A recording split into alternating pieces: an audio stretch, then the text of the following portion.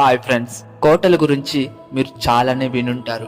కోటలు అనగానే మనకి గుర్తొచ్చేది వాటి నిర్మాణం గురించి. వాటి నిర్మాణం పూర్వంలోనే జరుగుంటుంది అని కదా. అయితే ఒకప్పటి కాలంలో చాలా కోటలే ఉండేవి. నిజానికి ఒకప్పుడు మన దేశం రాజుల పాలనలో ఉండేది. అలా చాలా మంది రాజులే మన దేశాన్ని పరిపాలించారు. అలాగే రాజుల కాలంలోనే పెద్ద పెద్ద కోటలు కూడా ఉండేవి. అలా ఆ కోటల్ని మీరు గమనించినట్లయితే చాలా సింపుల్ గా అస్సలుండవు. ఆ కట్టడాలు చాలా అద్భుతంగా ఉంటాయి. అయితే కోటల వెనుక చరిత్రతో పాటు ఎన్నో రహస్యాలు కూడా దాగి ఉంటాయి. అక్కడికి కొన్ని కోటల చరిత్ర బయటపడగా అందులో కొన్ని ఆశ్చర్యాన్ని కలిగిస్తే ఇంకొన్ని భయాన్ని చూపిస్తుంది. అలా ఉంటాయి ఆ నిజాలు. అన్నట్టు వీడియో నచ్చి యూస్ఫుల్ అనిపిస్తే సబ్స్క్రైబ్ చేసి సపోర్టివ్ గా నిలబడండి. అది నాకు మరిన్ని వీడియోస్ చేయడానికి సహాయపడుతుంది. ఇక కోట విషయానికి వస్తే మధ్యప్రదేశ్ లోని భూపాల్లో చాలా చరిత్ర కలిగిన కోట ఉంది. ఈ కోట చాలా భయంకరమైనది. ఈ కోట పేరు రైసన్ కోట. అయితే ఈ కోటకు సంబంధించిన ఒక రహస్యం ఉందని కూడా తేలింది. ఈ కోటను క్రీస్తు శకం 1200లో ఒక కొండ మీద దీన్ని కట్టడం జరిగింది. ఈ కోటను పురన్మాల్ అనే మహారాజు పురన్మాల్ అప్పటి కాలంలో భూపాల్ను పరిపాలించేవాడు. అయితే పురన్మాల్ రాజు స్వయంగా తన భార్యను నరికి చంపాడు. ఆ రాజు తన భార్యను చంపడానికి ఓ బలమైన కారణమే ఉంది. అదేంటి అంటే అప్పట్లో శేర్షసూరి అనే రాజు కూడా ఉండేవాడు. ఇక అతనికి రైసన్ కోటపై కన్ను పడింది. దీంతో ఆ కోటను దక్కించుకోవడం కోసం ఆ కోటపై దండయాత్ర చేయడం మొదలుపెట్టాడు. ఏకంగా తమ సామ్రాజ్యంలో ఉన్న రాగి నాణాలన్నింటినీ కరిగించి ఫిరంగులను తయారు చేయించాడు. ఇక 1543లో రైసన్ కోటను గెలుచుకోవడం కోసం ఒక ఘోరమైన మోసానికి పాల్పడి కోటపై దండయాత్ర చేసి ఆ కోటను దక్కించుకున్నాడు. ఇక మహారాజు పురన్మాల్ తన శత్రువైన శేర్షసూరి చేతిలో దారుణంగా మోసపోయాను అని బాధపడ్డాడు.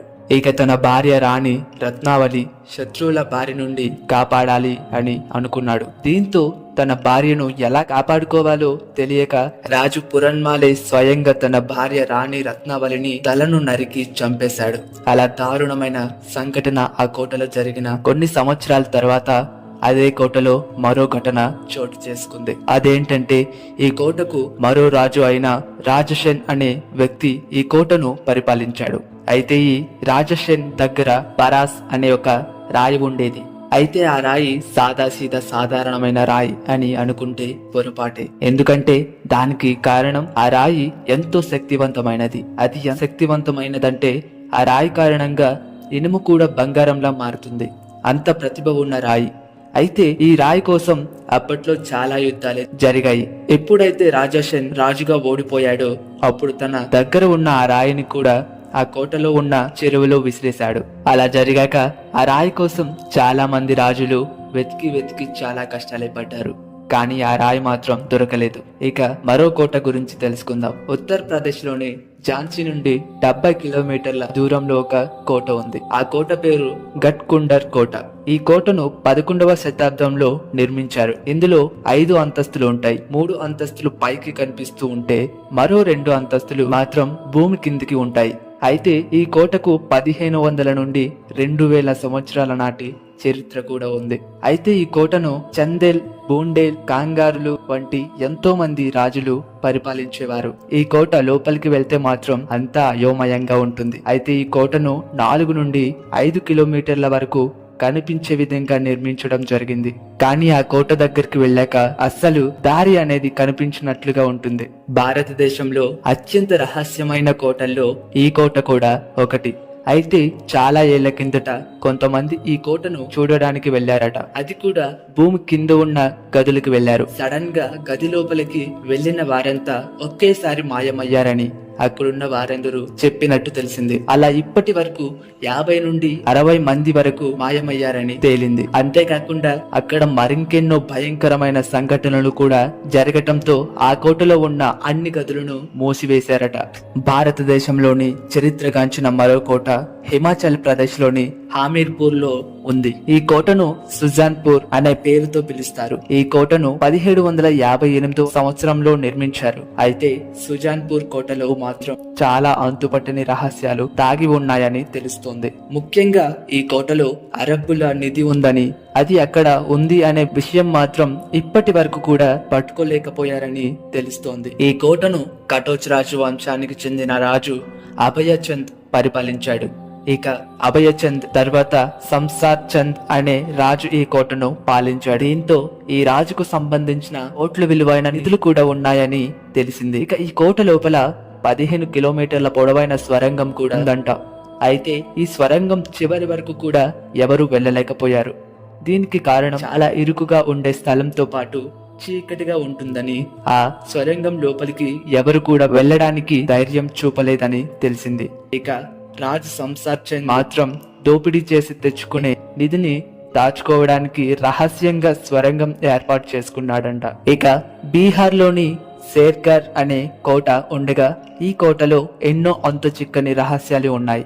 ఆఫ్ఘనీ పాలించిన షేర్షాసూరికి చెందిన ఈ కోటలో ఏకంగా 100కు పైగా స్వరంగాలు ఉన్నాయి. తైమర్ కొండల మీద ఈ కోట ఉంటుంది. ఈ కోట అన్ని కోటల్లాగా కాకుండా చాలా భిన్నంగా ఉంటుంది. అయితే ఈ కోట బయట నుండి చూడటం అనేది కుదరని పని. కోట చుట్టుపక్కల అంటే 3 వైపుల దట్టమైన అడవులు మరియు మరోవైపు దుర్గావతి అనే నది కూడా ఉంటుంది. మరి ఈ కోటకు ఎలా వెళ్ళాలి అంటే కేవలం స్వరంగం ద్వారానే వెళ్ళాలి. ఈ స్వరంగం మూసివేస్తే మాత్రం ఈ కోట ఎవ్వరికి కనిపించదు. అయితే ఈ కోటను షేర్షాసూరి ఇంత రహస్యంగా ఎందుకు నిర్మించుకున్నాడు అంటే షేర్షాసూరికి శత్రువులు కూడా ఎక్కువ. దీంతో వారి నుండి తప్పించుకోవడం కోసం అలా ప్లాన్ చేసి కట్టుకున్నారు. ఇక ఈ కోటలో తన కుటుంబ సభ్యులతో సైనికులతో ఉండేవారంట. ఎటువంటి లోటు లేకుండా అన్ని సౌకర్యాలు వారికి అందుబాటులో ఉండేవట. 10 కిలోమీటర్ల దూరంలో ఎవరు ఉన్నా కూడా స్పష్టంగా కనిపించే విధంగా ఈ కోటను నిర్మించారు. ఆ కోటపైకి మొఘల్ సైన్యం వచ్చి దాడి చేయగా ఈ యుద్ధంలో షేర్షాసూరితో పాటు అతని కుటుంబం, సైనికులు మొత్తం చనిపోయారు. సైనికులకు మాత్రమే ఆ కోటలో ఉన్న స్వరంగాల రహస్యం తెలుసంట. అయితే ఈ కోటలో ఉన్న ఒక్క స్వరంగం మాత్రం రోహ్ తస్గట్ కోటకు దారి తీస్తుందని, కానీ మిగిలిన స్వరంగాలు ఎక్కడికి వెళ్తాయో అనేవి మాత్రం ఎవరికి తెలియదని తేలింది. ఇక ఈ కోటలే కాకుండా ఆగ్రా కోట కూడా చాలా పెద్ద చరిత్ర ఉందని చెప్పాలి. 15వ శతాబ్దంలో చౌహాన్ రాజపుత్రులు ఈ కోటను ఆక్రమించుకున్న ఈ కోటను పరిపాలించిన లోడి ఈ కోటలో మరణించాడని, అతని వారసుడు ఇబ్రాహిం కూడా ఎంతో సంపదను మూట కట్టుకుని అదే కోటలో మరణించాడని తెలుస్తోంది. ఆ తర్వాత బాబర్ ఆ కోటను పాలించాడట.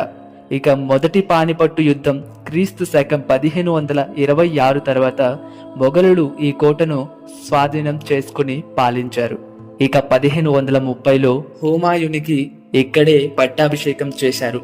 ఇక అక్బర్ 1556 నుండి 1605 వరకు ఇక్కడే పాలించారు. ఆ తర్వాత ఈ కోట 13 ఏళ్ల పాటు భరత్పూర్ గఢ్ పాలనలో ఉంది. ఇక చిత్తూర్ గఢ్ కోటకు వస్తే ఇది ఆసియాలోనే అతి పెద్ద కోట. 1303లో ఈ కోటను అలావుద్దీన్ ఖిల్జీ ఆక్రమించుకోవడానికి ప్రయత్నించాడు, కానీ సాధ్యం కాలేకపోయింది. ఇక తర్వాత 1535లో గుజరాత్ ను పాలించిన బహదూర్ షా ఈ కోటను ఆక్రమించుకున్నాడు. తర్వాత 1568లో మొఘల్ చక్రవర్తి అక్బర్ పాలించాడు. ఇక ఈ కోట ఆక్రమణలకు గురైనప్పుడల్లా ఎంతో మంది ఈ కోటలోనే ఆత్మహత్యలు చేసుకున్నారని తేలింది. ఈ కోట 1800 మీటర్లు ఎత్తైన కొండపై ఉంటుంది. ఈ కోట మొత్తం 700 ఎకరాల కంటే ఎక్కువ స్థలంలో ఉంది. క్రీస్తు శకం 7వ శతాబ్దంలో ఈ కోటను మౌర్యులు నిర్మించారు.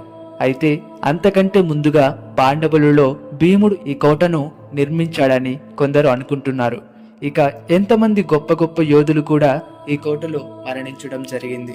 అయితే భీముడు ఒక సాధువు నుండి అమరత్వ రహస్యాన్ని తెలుసుకోవడం కోసం ఈ స్థలంకు వచ్చాడట. కానీ అసహనం, ఓర్పు లేనితనం కారణంగా ప్రయత్నం విఫలమైంది. దాంతో భీముడికి బాగా కోపం రావడంతో తన కాళ్లతో భూమి మీద బలంగా కొట్టడం, ఆ ప్రాంతంలో నీటి జలాశయం ఏర్పడిందని, దీంతో ఈ స్థలంను భీమ్ లేక్ అని కూడా అంటారని తెలిసింది.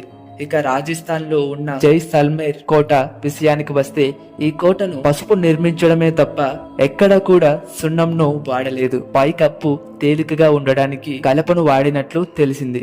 ఇంకా ఈ కోటలో 4 ప్రవేశ ద్వారాలు ఉన్నాయి. ఈ కోటపై సూర్యరశ్మి పడినప్పుడు అది బంగారంలా మెరిసిపోతుందంట. అందుకే దీనిని సోలార్ కోట అనే మరో పేరుతో కూడా పిలుస్తారు. క్రీస్తు శకం 1437లో రాజ్ మహారావల్ వారస జైసల్మేర్ కోటలో లక్ష్మీనారాయణ స్వామి ఆలయంను నిర్మించాడు. ఇందులో ప్రతిష్ఠించిన విగ్రహాలను రాజస్థాన్ లోని మోర్టా ప్రాంతం నుంచి తీసుకొని వచ్చారట.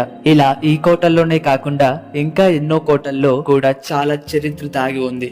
ఇక మీకు వీడియో నచ్చినట్లయితే తెలుసు కదా ఏం చేయాలో. Like and share, subscribe. మరో వీడియోతో మళ్ళీ కలుద్దాం. బాయ్.